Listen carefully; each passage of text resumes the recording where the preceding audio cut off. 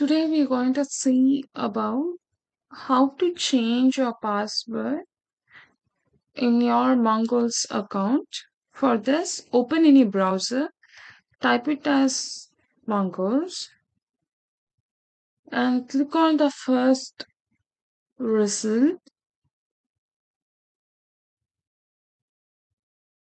Upon clicking, if you have signed in, you could see over here and click on the button Start 10-day free trial.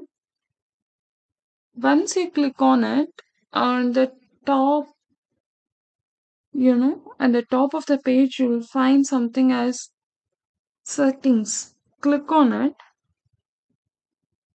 click on settings, and you could find three options. Click on the second option, password. So you have to type the current password now.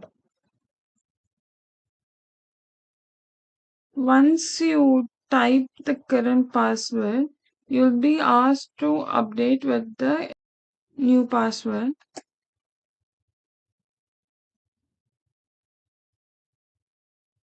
And you can retype it over here and click on change password. You will be asked to log in again with your updated password.